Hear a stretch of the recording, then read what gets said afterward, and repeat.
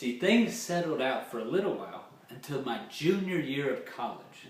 See, I was living this double life. I had the college and I had the driving range, and both were pulling. And I was leaning a little bit more towards the driving range. So this junior class, it was a structural engineering class, and I remember I was slacking off a little bit. And at the midterm, I sat there and I looked at it and I went blank. Stress strain diagrams, tensile strength, force, moments.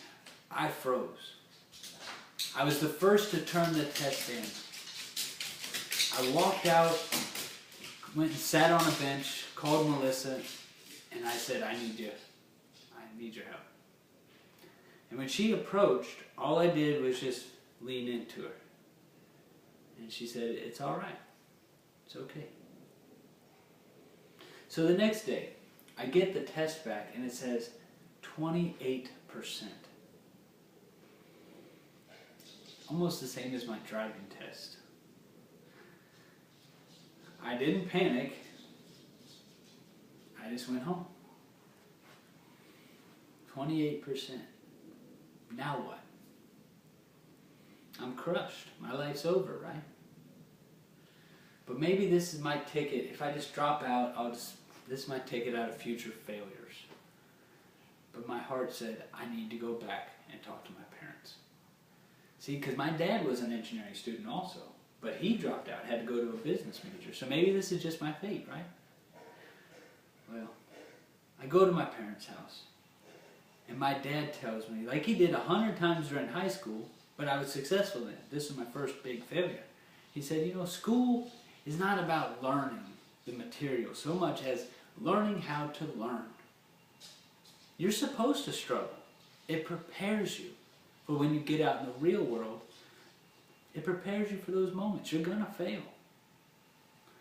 My mom said, you know, everything you touch turns to gold. Don't worry. You're going to be successful.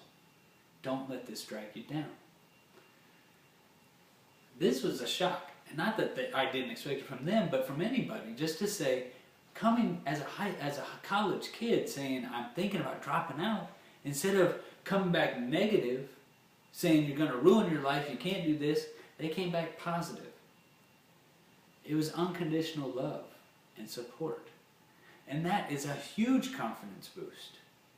So the next day, I go to that teacher and I say, just tell me one thing. Is it possible? Can I still pass your class, given that I'm at a 27% or 28%?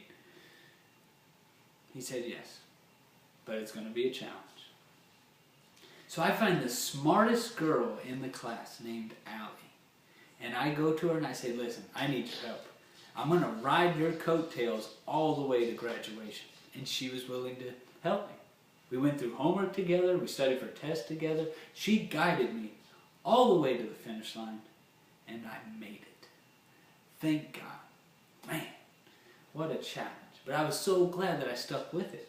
Because if I didn't go through that struggle, and I didn't find Allie, things would have been different.